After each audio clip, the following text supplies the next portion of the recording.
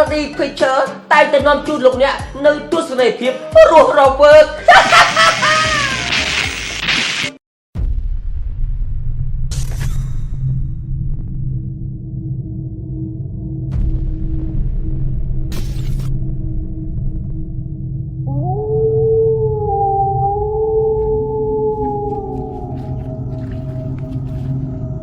จะทำนายគេមួយនេះ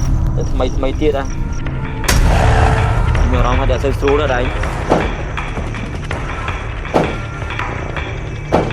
ហើយឡើងលឿនទៅ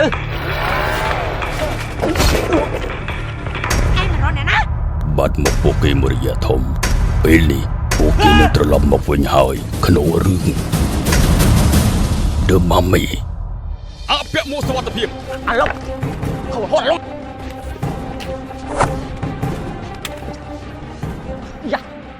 អញសួរក្រុងក្បាលអើបក្រុងក្បាលអញបើក្រុងក្បាលអញឈរក្រុងមកបាយរត់ទេមែនតែគុកក្បាលអើបក៏គុកក្បាលអញតែគុកក្បាលអញឈរគុកមកនេះរលោអីដឹងខ្មោចឆៅនិងខ្មោចម៉ែកូនអត់កូនសុំទោសម៉ែសុំបីតាអង្គជីក៏ខ្ញុំហៅពួកគេចាប់ដែរបាទក្រុមនៅលេងប៉ាហ៊ីសើចតាំងពីដើមរហូតដល់ចប់បាទសួស្តីបងប្អូនអរគ្នាបាទខ្ញុំបាទឈ្មោះជួបសើចខ្ញុំនឹងជប់ពោះបងប្អូនទស្សនាកំសាន្តលេង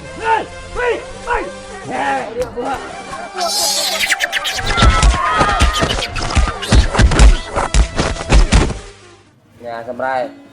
យកប្លុករេតិនមើលតិចប្លុករេតិនហើយស្អីគេប្រាប់មើលមុខម្ហូបនុយយកមនុយអាក្រុងមនុយក៏មិនស្គាល់ដែរជេរអញអាស្រែយប់ហ្នឹង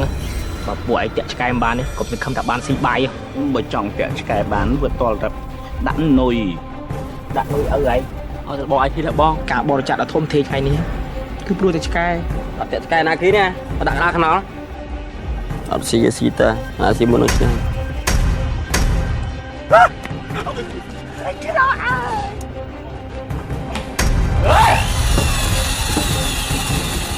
cái nó biết tông đấy nè điểm là chơi hộp đây tao đi đi nó này